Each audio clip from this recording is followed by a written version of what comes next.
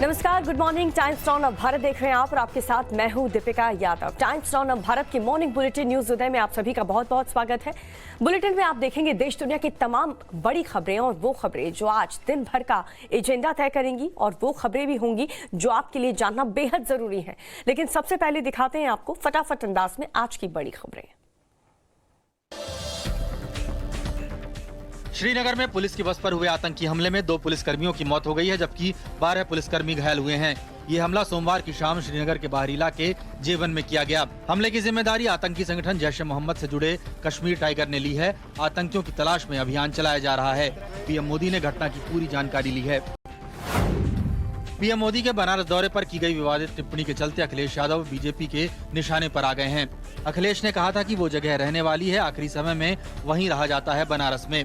इस पर UP BJP के अध्यक्ष स्वतंत्र देव सिंह ने कहा है कि अखिलेश काशी का भव्य रूप देखकर बौखला गए हैं। वहीं बीजेपी आईटी सेल के हेड अमित मालवीय ने अखिलेश के बयान को शर्मनाक बताया है। वाराणसी में पीएम मोदी आज बीजेपी शासित राज्यों के मुख्यमंत्रियों के साथ गुड गवर्नेंस पर चर्चा करेंगे। इस दौरान 12 मुख्यमंत्रियों के अलावा 9 उप मुख्यमंत्री भी शामिल होंगे। ये पहला मौका है जब काशी में एक साथ कई राज्यों के मुख्यमंत्री पहुंचे हैं। इस बैठक में पीएम मोदी मुख्यमंत्रियों और उप मुख्यमंत्रियों को गुड गवर्नेंस का मंत्र देंगे। देश में अब तक कोरोना के नए वेरिएंट ओमाइक्रॉन के 40 मामले सामने आ चुके हैं। सोमवार को महाराष्ट्र से 2 और राजस्थान से 4 नए मामले सामने आए। सूरत में भी दक्षिण अफ्रीका से लौटा एक व्यक्ति ओमाइक्रॉन पॉजिटिव पाया गया। वहीं मुंबई में एक्ट्रेस करीना कपूर और अमृता अरोड़ा कोरोना पॉजिटिव पाई गई हैं। बीएमसी ने दोनों के घर को सील कर दिया है। दक्षिण अफ्रीका दौरे से पहले भारतीय टेस्ट टीम को झटका लगा है। टीम के उप कप्तान रोहित शर्मा चोट की वजह से टेस्ट सीरीज से बाहर हो गए हैं। मुंबई में प्रैक्टिस के दौरान रोहित शर्मा को हैमस्ट्रिंग में चोट लग गई। रोहित शर्मा की जगह प्रियांक पंचाल को टेस्ट टीम में शामिल किया गया है। प्रियांक गुजरात से खेलते हैं और फिलहाल इंडिया ए टीम के कप्तान हैं। कांग्रेस ने पंजाब के लिए चुनाव समिति का ऐलान कर दिया है। समिति की कमान प्रदेश कांग्रेस अध्यक्ष नवजोत सिंह सिद्धू को दी गई है, जबकि 29 सदस्यों की समिति में मुख्यमंत्री चरणजीत सिंह चन्नी के अलावा अंबिका सोनी, सुनील जाखड़ और प्रताप सिंह बाजवा के नाम भी शामिल हैं। श्रोमणी अकाली दल को बने आज 100 साल हो गए हैं। पंजाब के मोगा में होने वाले अकाली दल के स्थापना दिवस कार्यक्रम में बहुजन समाजवादी पार्टी के महासचिव सतीश चंद्र मिश्रा भी शामिल होंगे। दलित वोटों को ध्यान में रखते हुए अकाली दल ने बीएसपी से गठबंधन किया है। अकाली दल ने कहा है कि अगर ये गठबंधन सरकार में आता है तो 2 में से 1 डिप्टी सीएम बीएसपी का होगा। समाजवादी पार्टी अध्यक्ष अखिलेश यादव आज से 2 दिन के जौनपुर दौरे पर हैं। इस दौरान समाजवादी विजय रथ जनपद के सभी विधानसभा क्षेत्रों से गुजरेगा। अखिलेश 2 दिन में 5 रैलियां भी करेंगे। आज उनकी सबसे पहली जनसभा धर्मापुर में होगी। जौनपुर की 9 सीटों में से 3 एसपी के पास हैं, जबकि 2012 में एसपी ने 9 में से 7 सीटें जीती थीं। दिल्ली के सीएम और आम आदमी पार्टी के संयोजक अरविंद केजरीवाल आज उत्तराखंड में होंगे। एक दिन के उत्तराखंड दौरे में केजरीवाल काशीपुर में पहले स्थानीय महिलाओं के साथ बैठक करेंगे, फिर दोपहर 3 बजे काशीपुर में ही जनसभा को संबोधित करेंगे। आरजेडी नेता तेजस्वी यादव दिल्ली में शादी के बाद पत्नी राजेश्वरी के साथ पटना पहुंच गए हैं। तेजस्वी ने बताया कि वो पटना में रिसेप्शन पार्टी देंगे, जिसमें मुख्यमंत्री समेत सभी पार्टियों के नेताओं को बुलाया जाएगा। वहीं मामा साधु यादव के बयान पर तेजस्वी ने कहा कि वो बड़े हैं, हम उन पर टीका टिप्पणी नहीं करेंगे। बता दें कि साधु यादव ने तेजस्वी के यादव जाति से बाहर शादी करने पर आपत्ति जताई थी। 200 करोड़ की उगाही के मामले में ईडी ने सुकेश चंद्रशेखर के खिलाफ चार्जशीट पेश कर दी है। चार्जशीट के मुताबिक एक्ट्रेस जैकलीन फर्नांडिस और नूरा फतेही ने माना है कि सुकेश ने उन्हें करोड़ों रुपए के गिफ्ट दिए थे। जैकलीन ने बताया कि सुकेश ने उससे मेकअप आर्टिस्ट के जरिए संपर्क साधा। सुकेश ने खुद को गृह मंत्रालय का बड़ा अधिकारी और तमिलनाडु की पूर्व सीएम जयललिता का रिश्तेदार बताया था। राजस्थान के नागौर जिले के लाडनू में पबजी और फ्री फायर की लत के चलते 12 साल के बच्चे ने अपने 16 साल के चचेरे भाई की गला दबाकर हत्या कर दी। इसके बाद वो असम में बैठे मृतक के चाचा को फेक इंस्टाग्राम आईडी से मैसेज कर 5 लाख रुपए की फिरौती भी मांगता रहा। पुलिस के मुताबिक आरोपी को गिरफ्तार कर लिया गया है। उसकी निशानदेही पर तालाब के किनारे गड़ी बॉडी भी बरामद कर ली गई है। मध्य प्रदेश के मंदसौर जिले में एक शादी के दौरान मारपीट और फायरिंग की घटना में एक व्यक्ति की मौत हो गई है। जिले के भसौदा मंडी में चल रही इस शादी में हिंदू संगठनों से जुड़े 10 से 15 लोग पंडाल में घुस गए। उन्होंने हथियारों से लोगों पर हमला कर दिया। इस दौरान गोली लगने से आयोजक देवीलाल मीणा की मौत हो गई। मीणा बाबा रामपाल के अनुयायी थे। मध्य प्रदेश के इंदौर में जीआरपी पुलिस ने ट्रेन पार्सल गोदाम पर छापा मारकर 57 लाख की नकली सिगरेट का जखीरा बरामद किया है। 20 बॉक्स में भरकर भेजी गई ये नकली सिगरेट भोपाल से इंदौर भेजी गई थी। टैक्स बचाने के मकसद से लाखों की सिगरेट का पार्सल महज 33,000 रुपए का सामान बताकर भेजा गया था। अब स्टेट जीएसटी की टीम पार्सल भेजने और पार्सल मंगवाने वाले की तलाश कर रही है। कर्नाटक के बेलगावी में महाराष्ट्र का समर्थन करने वाले नेता पर स्याही फेंकने का मामला सामने आया है। स्याही फेंकने वाले कन्नड़ा कार्यकर्ता थे। महाराष्ट्र एकीकरण समिति के दीपक दलवी अपने कुछ साथियों के साथ एक छोटी सी रैली कर रहे थे, जिसमें बेलगावी को महाराष्ट्र में मिलाने की मांग की जा रही थी। तभी उन पर स्याही फेंकी गई। कर्नाटक और महाराष्ट्र की सीमा पर मौजूद बेलगावी को लेकर दोनों राज्यों में लंबे समय से विवाद है। भारत सरकार 26 जनवरी को होने वाली गणतंत्र दिवस की परेड में 5 एशियाई देशों के राष्ट्र प्रमुखों को मुख्य अतिथि के तौर पर बुलाने की योजना बना रही है। उज्बेकिस्तान, तुर्कमेनिस्तान, कजाकिस्तान, किर्गिस्तान और तजाकिस्तान के नेताओं को बुलाने पर चर्चा हो रही है। इनमें से 3 देशों की सीमा अफगानिस्तान से लगती है। दुनिया की प्रतिष्ठित मैगजीन टाइम्स ने टेस्ला और स्पेसएक्स के सीईओ एलन मस्क को time person of the year चुना है। टाइम के एडिटर इन चीफ ने लिखा है कि मस्क ने धरती और धरती के बाहर के जीवन पर प्रभाव डाला है। एलन मस्क न सिर्फ दुनिया में सबसे अमीर व्यक्ति बनकर उभरे हैं, बल्कि हमारे समाज में बदलाव की भी सबसे बड़ी मिसाल हैं। इसके अलावा टाइम मैगजीन ने वैक्सीन बनाने वाले वैज्ञानिकों को हीरोज ऑफ द ईयर चुना है। कोरोना के नए वेरिएंट ओमाइक्रॉन से यूके में पहली मौत हो गई है।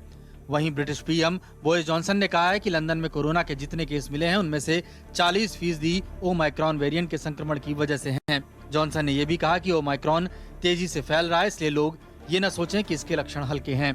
लोगों को जल्द से जल्द वैक्सीन की बूस्टर डोज लेनी चाहिए। दक्षिण अफ्रीका में महामारियों का विश्लेषण करने वाले सेंटर की डायरेक्टर जूलियट पुलियम ने कहा है कि कोरोना का नया वेरिएंट ओमाइक्रॉन भारत में भी तेजी से फैलेगा। पुलियम के मुताबिक ओमाइक्रॉन वेरिएंट की संक्रमण दर बहुत ज्यादा है और ये उन लोगों को भी संक्रमित कर रहा है जो वैक्सीन लगवा चुके हैं।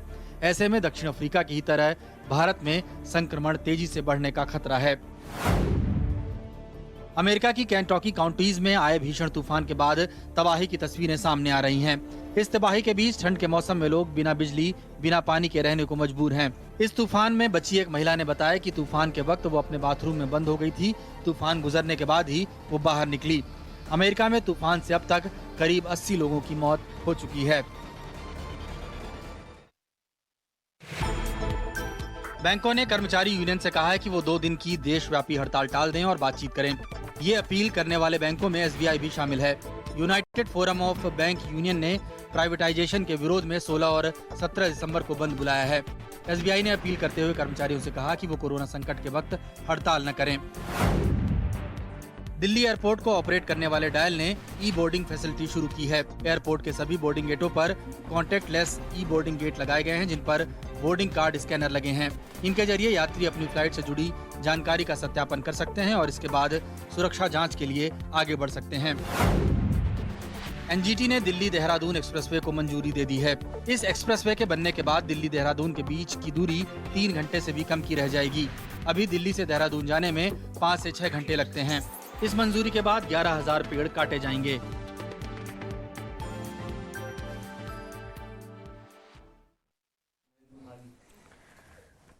और इस वक्त एक बड़ी खबर आपको बता दें, प्रधानमंत्री मोदी के वाराणसी दौरे का आज दूसरा दिन है और आज भी प्रधानमंत्री कई कार्यक्रम में व्यस्त रहेंगे। सुबह 9:30 पर प्रधानमंत्री बीजेपी संगठन के काशी वाराणसी महानगर के जिला पदाधिकारियों के साथ बैठक करने वाले हैं और इसके बाद अगर बात करें तो प्रशासनिक भवन में 10 बजे बीजेपी शासक मुख्यमंत्रियों के साथ सम्मेलन में शामिल होंगे। ये बैठक करीब 4 घंटे तक चलेगी, जिसमें गुड गवर्नेंस विषय पर चर्चा होगी, जिसमें उत्तर प्रदेश, उत्तराखंड, गोवा, गुजरात, हरियाणा, हिमाचल प्रदेश, कर्नाटक, मध्य प्रदेश, असम, अरुणाचल प्रदेश, गोवा, गुजरात, हरियाणा, हिमाचल प्रदेश, मणिपुर, त्रिपुरा के मुख्यमंत्री अपने अपने राज्य में हो रहे विकास के कामों और योजनाओं का प्रेजेंटेशन प्रधानमंत्री नरेंद्र मोदी के सामने देंगे। पीएम मोदी के कार्यक्रम को लेकर के आपको जानकारी दे दे ग्राफिक्स के जरिए। सुबह 8:50 पर BLW गेस्ट हाउस पहुंचेंगे पीएम।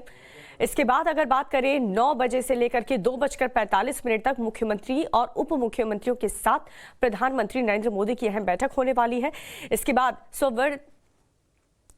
महामंदिर धाम पहुंचेंगे प्रधानमंत्री, जिसमें 3:30 बजे से लेकर के 4:30 बजे तक का ये कार्यक्रम होने वाला है और 3:30 बजे से 4:30 बजे जनसभा को संबोधित भी करेंगे प्रधानमंत्री नरेंद्र मोदी। इसके बाद 5 बजे वाराणसी एयरपोर्ट से दिल्ली के लिए उनकी रवानगी होगी। तो 2 दिवसीय वाराणसी का ये दौरा, जिसमें आज ये खत्म हो जाएगा। 5 बजे प्रधानमंत्री नरेंद्र मोदी एक बार फिर से दिल्ली के लिए रवाना होंगे। और बीजेपी का महासम्मेलन में आखिर कौन कौन शामिल होगा, ये भी जान लीजिए। प्रधानमंत्री नरेंद्र मोदी खुद इस महासम्मेलन का हिस्सा होंगे, वो खुद इसमें शामिल होंगे। इसके अलावा बीजेपी शासित राज्य के मुख्यमंत्री भी इसका हिस्सा होंगे। इसके साथ बीजेपी शासित राज्य के उप मुख्यमंत्री भी इस महासम्मेलन का हिस्सा होंगे। बीजेपी अध्यक्ष जेपी नड्डा भी शामिल होंगे इस महासम्मेलन में। इसके अलावा और भी कई बड़े दिग्गज नेता भारतीय जनता पार्टी के इस महासम्मेलन का हिस्सा होंगे। संगठन महामंत्री बीएल संतोष भी इस महासम्मेलन में भाग लेंगे। इसके अलावा राष्ट्र महामंत्री तरुण चुग, कार्यक्रम प्रभारी, वो भी शामिल होंगे। सह प्रभारी आशीष सूद को भी जिम्मेदारी दी गई है। इसके साथ ही सह प्रभारी आशीष सूद को भी बड़ी जिम्मेदारी दी गई है। तो महासम्मेलन में कौन कौन शामिल होने वाला है, ये भी हमने आपको बता दिया। खुद प्रधानमंत्री नरेंद्र मोदी इसका हिस्सा होंगे। इसके अलावा बीजेपी अध्यक्ष जेपी नड्डा भी इसका हिस्सा होंगे।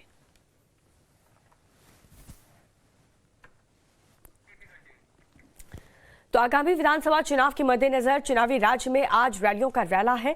गोवा के पणजी में ममता बनर्जी पार्टी के कार्यकर्ताओं के साथ चुनावी रणनीति पर मंथन करेंगी।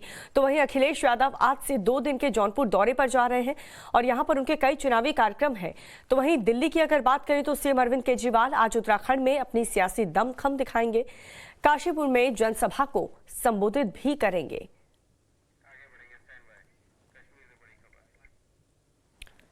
और इस वक्त एक बड़ी खबर श्रीनगर से। श्रीनगर के जेवन इलाके में आतंकियों ने जम्मू कश्मीर पुलिस की एक बस पर हमला किया है। ऐसी आशंका है कि बस के दोनों तरफ से 2 आतंकियों ने फायरिंग की है, जिसमें 2 पुलिस वाले शहीद हो गए। इस पूरे हमले में 14 पुलिस वाले घायल हैं। आतंकियों ने जम्मू कश्मीर पुलिस की 9वीं बटालियन पर हमला किया। आतंकियों ने पहले बस के टायर पर फायरिंग की और जब बस रुक गई तो उसमें सवार पुलिस वालों पर गोलियां बरसा दी। जम्मू कश्मीर के डीजीपी दिलबाग सिंह ने बताया कि ऐसी आशंका है कि गोलियां चला करके आतंकवादी भाग गए थे।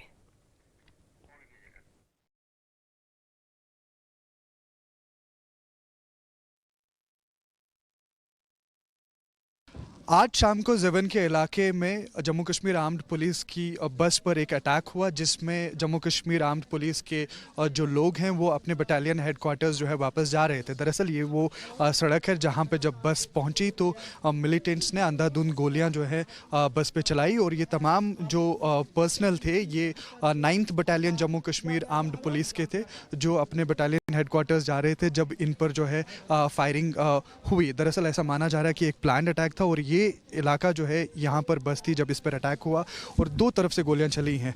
ये यहाँ पे लेफ्ट साइड से भी और साथ ही साथ राइट साइड से भी। तो ऐसा लगता है कि जो मिलिटेंट्स आए वो यहाँ नज़दीकी गलियों से आए हैं, जिन्होंने उसके बाद में जो है अंधाधुंध गोलियां जम्मू कश्मीर आर्म्ड पुलिस कर्मियों पर चलाई। लेकिन अभी जो है 14 लोग उसमें जो है सबसे पहले ज़ख्मी हुए, लेकिन 2 लोगों की उसमें जो है मौत हुई, 2 अभी क्रिटिकल हैं और 10 जो हैं अभी भी ज़ख्मी हैं जो कि हॉस्पिटल में हैं।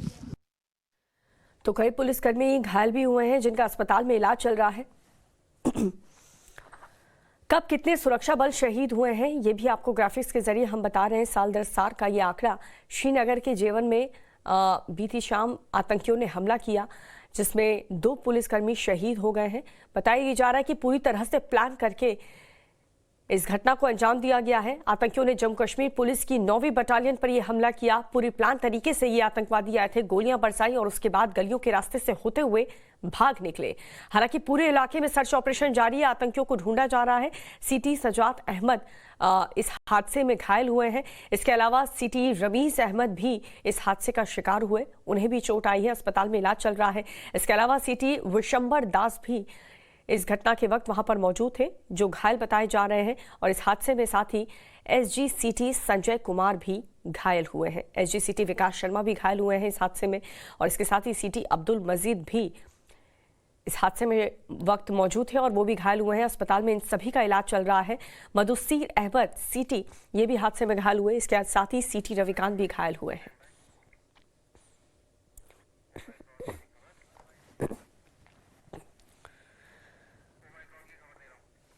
और देखिए ओमाइक्रॉन का खतरा लगातार बढ़ता जा रहा है। अब तक कोरोना के जो आंकड़े सामने आ रहे थे वो दुनिया में ओमाइक्रॉन के ने चिंता अब और भी ज्यादा बढ़ा दी है। ब्रिटेन में कोरोना के इस नए वेरिएंट से पहली मौत हुई है।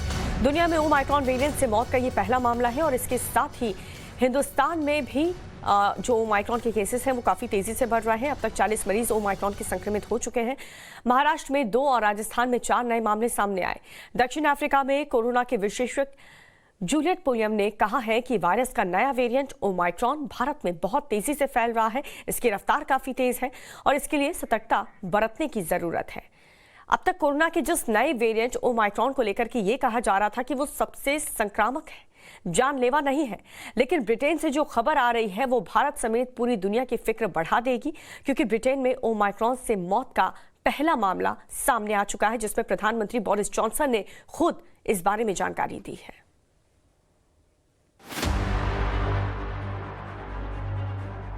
कोरोना महामारी के बीच पूरी दुनिया पर इस वक्त नए वेरिएंट ओमाइक्रॉन का खतरा मंडरा रहा है। इस बीच ब्रिटेन में ओमाइक्रॉन वेरिएंट से दुनिया में पहली मौत का मामला सामने आया है। ब्रिटेन के प्रधानमंत्री बोरिस जॉनसन ने देश में नए वेरिएंट से पहले मरीज की मौत की पुष्टि की है। जॉनसन ने ओमाइक्रॉन से पहली मौत की जानकारी साझा करने के साथ ही लोगों को आगाह किया कि वो वायरस के इस वेरिएंट को डेल्टा से कमतर नहीं समझें। इसके साथ ही उन्होंने लोगों से अपील की कि वो वैक्सीन की बूस्टर डोज लें। उन्होंने इस बात का भी जिक्र किया कि केवल लंदन में ही सामने आने वाले संक्रमण के कुल मामलों में से करीब 40% मरीज ओमाइक्रॉन से पीड़ित हैं। We can see Omicron spiking now in London and some other parts of the country. Here in the capital, it probably represents about 40% of the cases. By tomorrow, it'll be the majority of the cases, and it's increasing the whole time. And sadly, yes, Omicron is producing hospitalizations, and sadly, at least one patient has now been confirmed to have died. उन्होंने कहा, मुझे डर है कि अब हम नए variant Omicron के साथ अपनी लड़ाई में एक आपात स्थिति का सामना कर रहे हैं और हमें अपने दोस्तों और प्रियजनों को सुरक्षित रखने के लिए वैक्सीन सुरक्षा की अपनी दीवार को मजबूत करना चाहिए। ब्रिटेन के भीड़-भाड़ वाले इलाकों में जाने के लिए वैक्सीन सर्टिफिकेट अनिवार्य कर दिया गया है। दूसरे देशों में भी स्थिति बिगड़ रही है। अमेरिका के मिशिगन में अस्पतालों के ऊपर कोरोना मरीजों का बोझ काफी बढ़ गया है और वेंटिलेटर्स की कमी से मरीजों को परेशानी का सामना करना पड़ रहा है। बीते 24 घंटे में मिशिगन प्रांत में कोरोना वायरस के 11,783 नए मरीज सामने आए हैं, जबकि 235 लोगों की मौत हो गई है। दूसरी ओर स्विट्जरलैंड में एक बार फिर लॉकडाउन जैसे हालात पैदा हो गए हैं। जर्मनी में डॉक्टर्स तो यहां तक कह रहे हैं कि लोगों को टीके की चौथी डोज दी जाए। वहीं पूरे इंग्लैंड में 30 साल और इससे अधिक उम्र के लोगों के लिए कोविड-19 टीके की बूस्टर खुराक के लिए सोमवार से ही बुकिंग शुरू हो गई है। ओमाइक्रॉन वेरिएंट के चलते साउथ अफ्रीका में कोरोना संक्रमण के रिकॉर्ड मामले सामने आ रहे हैं। साउथ अफ्रीका के राष्ट्रपति सिरिल रामफोसा कोरोना वायरस से पॉजिटिव हो गए हैं। ऐसी खबरों के बीच भारत को भी और सतर्क होने की जरूरत है। वहीं देखा जा रहा है कि लोग कोरोना को लेकर लापरवाही बरत रहे हैं। यहां तक कि बॉलीवुड स्टार्स तक लापरवाही बरतने से बाज नहीं आ रहे। हिंदुस्तान में अब तक ओमाइक्रॉन के 40 मामले हैं। सोमवार को महाराष्ट्र में 2 और राजस्थान में 4 नए मामले सामने आए। दक्षिण अफ्रीका में महामारी की विशेषज्ञ जूलियट पुलियम ने कहा है कि वायरस का नया वेरिएंट ओमाइक्रॉन भारत में बहुत तेजी से फैलेगा। इसके लिए सतर्कता बरतने की जरूरत है। इंग्लैंड के ऐलान के साथ ही वो आशंकाएं भी सच साबित हुईं, जिनके गलत होने की पूरी दुनिया दुआ कर रही थी। लेकिन ऐसा हो न सका। फिक्र इससे भी बड़ी है। मुंबई समेत महाराष्ट्र में कोरोना वायरस के नए वेरिएंट ओमाइक्रॉन का खतरा बना हुआ है। पूरे देश की तुलना में महाराष्ट्र में सबसे ज्यादा ओमाइक्रॉन संक्रमित मिले हैं। मुंबई में धारा 144 लगी है। बार बार ये आशंका जताई जा रही है कि ओमाइक्रॉन भारत में तीसरी लहर के लिए जिम्मेदार हो सकता है, और ऐसा इसलिए क्योंकि जिस तेजी से कोरोना वायरस पिछली 2 लहरों में घर घर पहुंचा, ओमाइक्रॉन उससे कई गुना ज्यादा तेजी से फैलने की क्षमता रखता है। हिंदुस्तानों के बाजारों से आई भीड़ की तस्वीर डरा रही है। लोग वैक्सीनेशन ड्राइव से भी दूरी बना रहे हैं। कई देशों ने फिर से पाबंदियां लागू कर दी हैं और वैक्सीनेशन प्रोग्राम को भी तेज किया जा रहा है। और अब देखिए अपने राज्य की बड़ी खबरें। पश्चिम बंगाल में हिंसा के आरोपों को तृणमूल कांग्रेस सुप्रीमो और मुख्यमंत्री ममता बनर्जी ने झूठा बताया है। उन्होंने कहा है कि ये सब बीजेपी की रची हुई साजिश है। गोवा में एक जनसभा के दौरान ममता बनर्जी ने ये बातें कही। मैं 10 साल में जो था इतना सोशल रिफॉर्म्स कर दिया कि I can challenge anybody. Nobody can compare with Bengal, nobody can. वो तो फेक वीडियो करके बांग्लादेश से वीडियो बनाया और लेके दिखा था बंगाल में वायलेंस हुआ, कभी नहीं हुआ, पूरा झूठा। सुप्रीम कोर्ट में केस पेंडिंग है। गोवा में खेत जतलो यानी खेला होगा का नया चुनावी नारा देते हुए ममता बनर्जी ने सोमवार को कांग्रेस को साफ संदेश दिया है। उन्होंने कहा है कि टीएमसी के बैनर तले गोवा में बीजेपी के खिलाफ गठबंधन पहले ही बन चुका है। अगर कांग्रेस सोचे कि काम करना है बीजेपी को हराने के लिए, हमारा कोई एतराज नहीं है। हमें तो अलायंस बना दिया गोवा में। हमें तो एमजीपी पार्टी को लिए, फ्रॉड पार्टी को लेके एजेंसी पार्टी का जो थे 4-5 पार्टी मिलकर अलायंस बना दिया। This is the alternative. If you wants to join, you join us, no problem. आप नहीं करेंगे इसी के लिए और कोई नहीं करेंगे, ये बात ठीक नहीं है। ममता बनर्जी दक्षिण गोवा के बैनोली में एक जनसभा को संबोधित कर रही थी। उन्होंने भरोसा जताया कि अगले साल गोवा विधानसभा चुनाव में उनकी पार्टी और महाराष्ट्रवादी गोमंतक पार्टी की गठबंधन की जीत होगी और पूर्ण बहुमत से सरकार बनेगी। पंजाब में अगले साल होने वाले विधानसभा चुनाव के लिए कांग्रेस ने तैयारियां तेज कर दी हैं। कांग्रेस ने पंजाब इलेक्शन कमेटी का गठन कर दिया है। पार्टी के प्रदेश अध्यक्ष नवजोत सिंह सिद्धू को इस कमेटी का चेयरमैन बनाया गया है, जबकि मुख्यमंत्री चरणजीत सिंह चन्नी समिति के सिर्फ सदस्य रहेंगे। कमेटी में कई और बड़े नाम भी शामिल किए गए हैं। कांग्रेस की वरिष्ठ नेता अंबिका सोनी को समन्वय समिति की कमान दी गई है और सुनील जाखड़ को प्रचार समिति का जिम्मा सौंपा गया है। वहीं प्रताप सिंह बाजवा को घोषणा पत्र समिति का अध्यक्ष बनाया गया है। इसके अलावा राज्यसभा और लोकसभा में पार्टी के सदस्यों के साथ ही राज्य सरकार के मंत्रियों को भी समिति में जगह दी गई है। माना जा रहा है कि चुनाव समिति की कमान सौंपे जाने से ये संदेश साफ हो गया है कि पंजाब में नवजोत सिंह सिद्धू का कद अभी काफी ऊपर है। हाल ही में सिद्धू ने एक रैली के दौरान खुद को पावरलेस स्टेट प्रेसिडेंट बताया था। और हमारी इसी रिपोर्ट के साथ रुक रहे एक छोटे से ब्रेक के लिए देखते रहिए टाइम्स नाउ नवभारत। ब्रेक के बाद एक बार फिर से आप सभी का स्वागत है। 2 दिन के वाराणसी दौरे पर पहुंचे हैं प्रधानमंत्री नरेंद्र मोदी ने कल आधी रात को बनारस रेलवे स्टेशन पहुंचे और इस दौरान मुख्यमंत्री योगी आदित्यनाथ भी पीएम के साथ मौजूद थे। पीएम मोदी ने काफी देर तक स्टेशन से किए गए जो बदलाव हैं उसका जायजा लिया। उन सभी कामों को देखा पीएम ने। प्रधानमंत्री ने बनारस रेलवे स्टेशन की तस्वीरें अपने आधिकारिक ट्विटर अकाउंट पर शेयर भी की। प्रधानमंत्री मोदी रात 1:15 बजे से करीब बनारस रेलवे स्टेशन पहुंचे। तस्वीरों में आप साफ देख सकते हैं कि जिस वक्त प्रधानमंत्री रेलवे स्टेशन पहुंचे उस वक्त स्टेशन की घड़ी में रात के 1:13 का वक्त हो रहा था। बनारस रेलवे स्टेशन को लेकर के प्रधानमंत्री ने लिखा है कि रेल संपर्क बढ़ाने के साथ साथ स्वच्छ, आधुनिक और यात्री अनुकूल रेलवे स्टेशनों को सुनिश्चित करने के लिए उनकी सरकार लगातार काम कर रही है।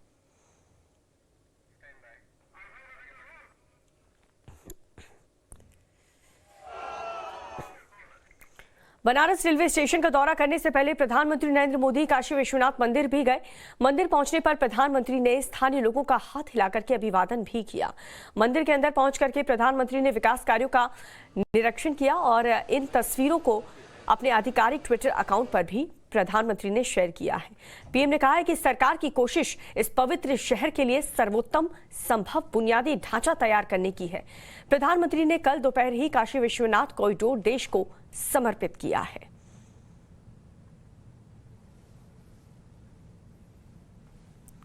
तो ये कल रात 1:13 की तस्वीर आपको दिखा रहे हैं, जहां पर अचानक से प्रधानमंत्री नरेंद्र मोदी बनारस रेलवे स्टेशन पहुंचे और वहां पर जो बदलाव किए गए हैं उस स्टेशन में जिस तरीके की सुविधाएं उपलब्ध करवाई गई हैं उन सभी चीजों का प्रधानमंत्री ने जायजा लिया और उनके साथ उत्तर प्रदेश के मुख्यमंत्री योगी आदित्यनाथ भी मौजूद थे। रात 1:15 बजे प्रधानमंत्री नरेंद्र मोदी बनारस रेलवे स्टेशन पर नजर आए, जहां पर उन्होंने हर एक चीज देखी और लोगों की भीड़ वहां पर उमड़ पड़ी जैसे ही पता चला कि प्रधानमंत्री यहां पर पहुंचे हैं और हाथ हिलाकर के पीएम ने सबका अभिवादन भी किया।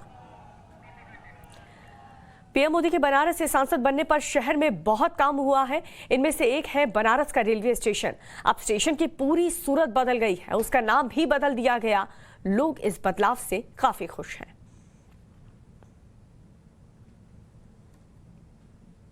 रहा है और इस बदलाव की एक खूबसूरत तस्वीर मेरे पीछे है। ये बनारस रेलवे स्टेशन है। कभी इसका नाम मडुवाडीह रेलवे स्टेशन हुआ करता था। यहाँ से बमुश्किल 5 से 6 ट्रेनें ही चला करती थी। पूरे परिसर में गंदगी का अंबार लगा रहता था और साथ ही सुविधाओं का घोर अभाव था। लेकिन प्रधानमंत्री नरेंद्र मोदी की कोशिशों का ही ये नतीजा है कि अब इस स्टेशन की गिनती देश के टॉप 5 रेलवे स्टेशनों में होने लगी है। तो इसके पीछे की वजह भी है और इसके पीछे की जो वजह है वो यहाँ पर मिलने वाली सुविधाएं हैं। तो हम इस रेलवे स्टेशन पर जो सुविधाएं मिलती हैं उसकी एक झलक आपको दिखाने की कोशिश करेंगे। दरअसल बाहर से देखने में ये रेलवे स्टेशन किसी एयरपोर्ट तरीका दिखता है और इसके साथ ही जब हम इसके अंदर एंट्री करते हैं तो वहाँ का नज़ारा बेहद आकर्षक है, लोगों को लुभावने वाला है। यहाँ पर एक एसी लाउंज एरिया के साथ साथ वेटिंग रूम्स है। इसके अलावा हर प्लेटफॉर्म पर एक्सीलेटर और लिफ्ट की सुविधा है। साथ साथ सभी प्लेटफॉर्म पर आप एक बेहतर रेस्टोरेंट साफ़ सुथरा देखने को मिलता है। सबसे आकर्षक जो चीज़ है वो यहाँ की दरों दीवारों पर जो तस्वीरें उकेरी गई हैं, जो पेंटिंग्स लगाए गए हैं वो हैं। आप सामने हमारे देख सकते हैं कि भगवान शिव की एक बड़ी सी पेंटिंग्स यहाँ पर बनाई गई है। इसके अलावा दाहिने तरफ हम आपको दिखाना चाहते हैं कि यहाँ पर जो BHU स्थित काशी विश्वनाथ मंदिर है उसकी जो पेंटिंग्स है वो लगाई गई है। साथ साथ गंगा आरती की जो तस्वीरें हैं वो भी इन यहाँ की दरों दीवारों पर लगाई गई हैं ताकि लोग जो है बनारस की एक झलक, जो भव्यता है, जो कला है, संस्कृति है, उसे देख सकें। तो नरेंद्र मोदी की कोशिशों का ये नतीजा है कि जो बनारस रेलवे स्टेशन है वो अब भव्य बनकर तैयार हो गया है। इसके साथ ही प्रधानमंत्री नरेंद्र मोदी ने इस स्टेशन के नाम को लेकर भी बनारस की जो लोगों की आपत्ति थी उसकी कद्र की। दरअसल बनारस रेलवे स्टेशन का पहले नाम मडुवाडीह होता था और मडुवाडीह के ही नाम पर एक रेड लाइट एरिया चला करता था। इसे लेकर बनारस के लोगों ने आपत्ति जाहिर की थी और प्रधानमंत्री नरेंद्र मोदी ने यहाँ के लोगों की भावनाओं की कद्र की और उसका नाम बदलकर बनारस कर दिया। अपना नाम बता दीजिए। मेरा नाम नंदन कुमार मिश्रा है। बनारस रेलवे स्टेशन पर आप आए हैं, ऐसी तस्वीर आपने देखी थी या कल्पना की थी? जी बिल्कुल नहीं, अब तो काफ़ी ज़्यादा पहले से हालात काफ़ी सुधरे हैं। पहले हमें पता है कि हमारा रेलवे स्टेशन केवल कैंट हुआ करता था और वहाँ पर ट्रेन भी काफ़ी रस हुआ करती थी। लेकिन जब से ये बनारस स्टेशन बना है तो आप भी देख पा रहे हैं कितना बड़ा है, एकदम इंटरनेशनल लेवल का ये रेलवे स्टेशन है। साफ़ सफाई काफ़ी अच्छा है, तो काफ़ी खुशी है, बनारस के लिए काफ़ी गर्व की बात है। अपना नाम बता दीजिए। हाँ, एम पांडे है। एम पांडे जी, ये बताइए कि आप पहले भी यहाँ पर आते रहे होंगे, अब भी लगातार आ रहे हैं, क्या कुछ बदलाव देखने को मिल रहा है? यहाँ पे बहुत परिवर्तन हुआ। यहाँ पहले जो सामने आप देख रहे हैं ये पूरा कूड़ा था और गड्ढा था। इसके बाद माननीय मनोज सिन्हा जी जब रेल मंत्री हुए थे उस वक्त से यहाँ बहुत परिवर्तन हुआ। आज ये टर्मिनल बन गया है। ये माननीय प्रधानमंत्री मोदी जी और उत्तर प्रदेश के मुख्यमंत्री श्री योगी जी और पूर्व रेल मंत्री माननीय मनोज सिन्हा जी की कृपा से आज ये देख रहे हैं जो बनारस का ये स्टेशन हुआ है, सौंदर्यीकरण हुआ है। ये पहले पूरा गड्ढा था, यहाँ पे सुअर बाड़ा था। आज के डेट में जो है ये आप खुद देख रहे हैं कि कैसा ये दिख रहा है। यहाँ लोग टहलने के ध्येय से आते हैं, घूमने के ध्येय से आते हैं और यहाँ की खूबसूरती देखने के ध्येय से आते हैं। यात्री सुविधाओं में कितना विकास हुआ है? अब यात्री सुविधाओं में तो पहले से जब स्टेशन का विकास हुआ तो सुविधा का विकास होगा ही, मेन ये है। तो पहले कितनी ट्रेनें चला करती थी, अब कितनी ट्रेनें हैं? सुविधाएं कौन कौन सी बढ़ी हैं? ट्रेनों की सुविधाएं बढ़ी हुई है, ट्रेन की भी सुविधाएं बढ़ी हुई है और यहाँ रहने ठहरने और जो बाहरी लोग आते हैं उनको रहने की व्यवस्था बनी हुई है। पीएम मोदी ने कल काशी में बाबा विश्वनाथ के धाम का लोकार्पण किया और वो पूरे दिन कार्यक्रम में व्यस्त रहे। इस दौरान बनारस के लोगों ने अपने सांसद को देखा और सुना भी, लेकिन तमाम रंगों के बीच एक दिलचस्प रंग तब दिखा जब पीएम मोदी ने काशी विश्वनाथ धाम को बनाने वाले श्रमिकों पर पुष्प वर्षा की।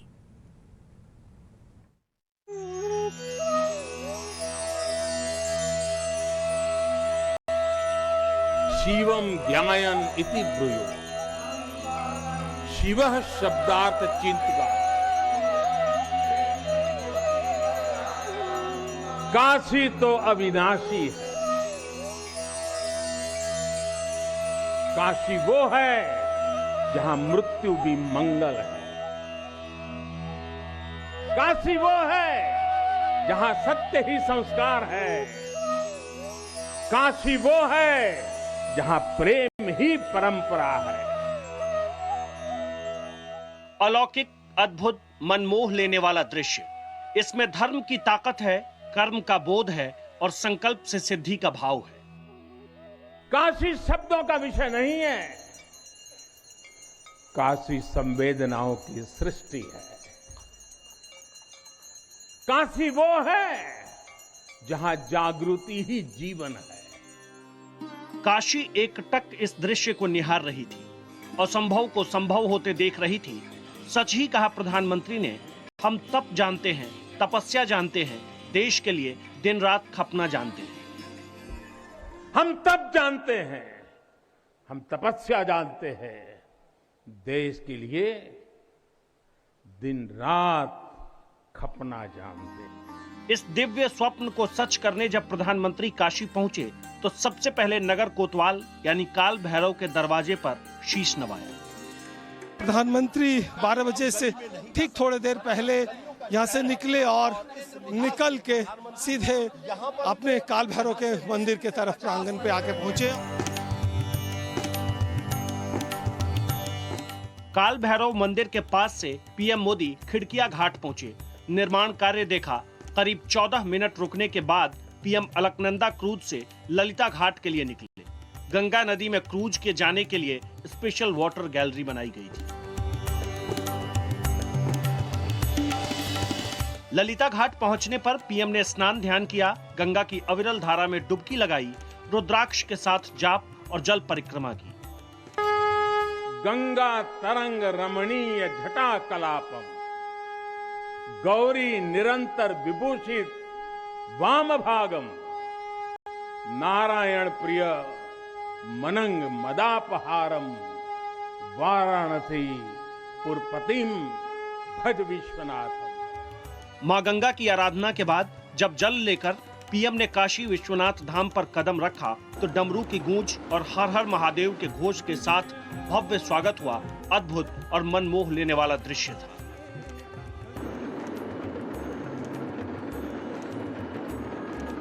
काशी विश्वनाथ का पूरा परिसर वैदिक ऋचाओं के उच्चारण से दिव्य हो गया था।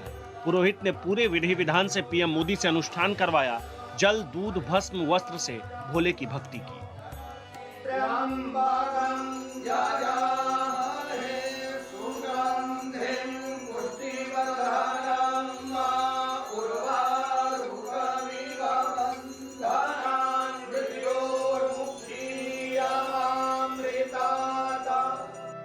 काशी विश्वनाथ मंदिर में पूजा अनुष्ठान जितना दिव्य था, उतना ही बाहर का नजारा भी, जहां लोगों के जोश का कोई ठिकाना नहीं था।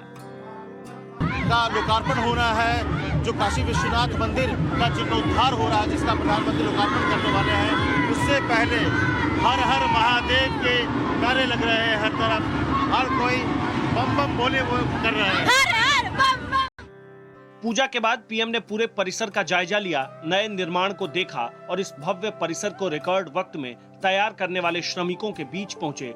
दर्जनों श्रमिकों और सफाई कर्मचारियों पर पुष्प वर्षा की।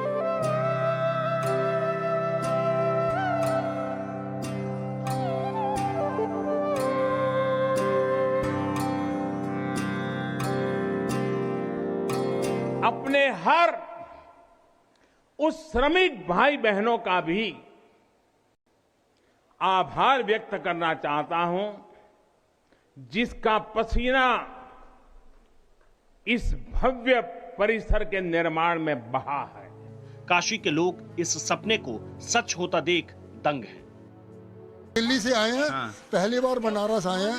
यहाँ आकर हमने देखा मोदी जी ने बनारस जो नर्क था उसे स्वर्ग बना दिया है। काशी विश्वनाथ कॉरिडोर के लोकार्पण के बाद पीएम मोदी ने कर्मचारियों के साथ खाना खाया और फिर यहां से क्रूज से वापसी का सफर तय किया। यहाँ पर ये दशाश्वमेध घाट जो है, यहीं पर शाम को जब आरती होगी तो शाम की जो गंगा आरती होती है वो यहीं पर होती है। वो जो आप छतरिया देख रहे हैं वहीं पर यहाँ पर ये छतरिया होती हैं और यहीं पर जो पूजा होती है जो गंगा आरती होती है वो आरती यहाँ पर की जाती है और शाम को यहाँ पर नरेंद्र मोदी जी भी इस पूरे आरती का आनंद यहाँ पर लेंगे। भोलेनाथ की भक्ति, अध्यात्म का भाव, शिव के लिए श्रद्धा, सनातन से लगाव, प्रधानमंत्री मोदी के काशी दौरे पर बाबा विश्वनाथ के हर रंग की झलक दिखी। निसंदेह ये काशी विश्वनाथ धाम का जीर्णोद्धार अलौकिक है। ब्यूरो रिपोर्ट, टाइम्स नाउ, नव भारत।